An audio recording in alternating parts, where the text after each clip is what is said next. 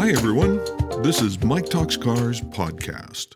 Today, FCA pleads guilty, Toyota Corolla Cross Hybrid, and how to recognize a buyer. In industry news, Stellantis' American business unit has pled guilty to criminal conspiracy charges that were brought by the U.S. Department of Justice. The plea agreement will see FCA pay about $300 million in combined forfeiture penalties and fines for their engagement in a multi-year misrepresentation of diesel emissions data to both customers and regulators. This is just the latest of the payments that they have made out. FCA has previously paid $311 million in civil penalties and another $183 million that was paid in a class action lawsuit by owners of diesel Ram pickups and diesel-equipped Jeep SUVs. The Justice Department says that FCA installed deceptive software that was intended to fraudulently help those diesel vehicles meet required emission standards. The company has been placed on probation for the next 3 years and will be required to meet a series of changes and reviews during that time. In new vehicle news, the new 2023 Toyota Corolla Cross will be available with Toyota's new 5th-generation hybrid system. This means an improvement in both power and fuel efficiency over last year's model, which was all new, by the way. Corolla Cross's horsepower will jump by 25, making it peppier and more fun to drive, while combined fuel economy ratings improve by a whopping 23%, according to Toyota's internal numbers. The standard all-wheel drive and additional horsepower from the hybrid powertrain are pretty good reasons for people to choose Corolla Cross over the Corolla sedan. That, and the more SUV-like interior space and utility, of course. The base hybrid is also one full trim level above the sedan's base L trim, starting out at the mid-level LE trim for the lowest price versions.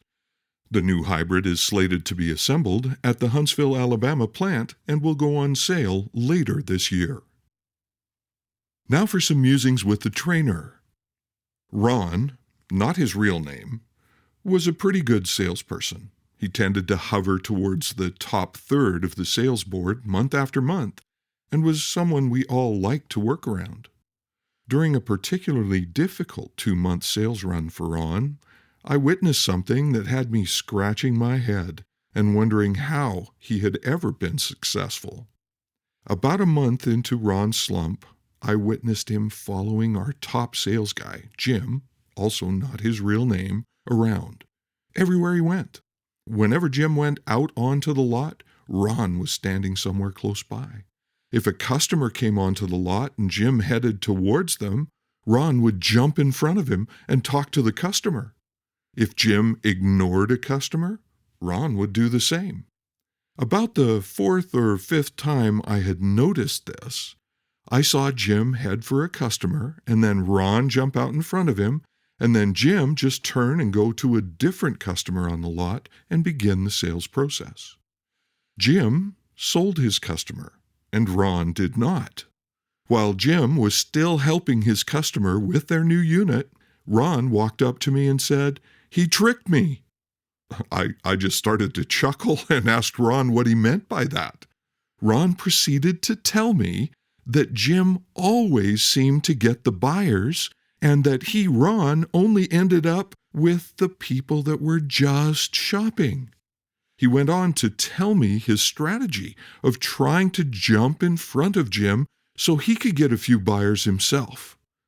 I asked him, "How's that working for you?" His answer was, "Not very well, because Jim was onto him and was only pretending to approach customers so Ron would take them and let Jim wait for the real buyers." I admit, I was pretty taken aback by his statement. I asked Ron if he had considered that maybe Jim was doing something differently with his customers that helped them decide to buy from him than what Ron was doing. Ron was baffled by that question and said, and I quote, A buyer is either a buyer or they're not. No sense wasting time on someone that's not a buyer. Well, guess what happened? Ron continued to spiral for another few weeks and then quit. He was frustrated and unhappy, and we were not surprised to see him go. And Jim? Well, he kept right on being lucky, meeting more buyers than shoppers by using his magical powers.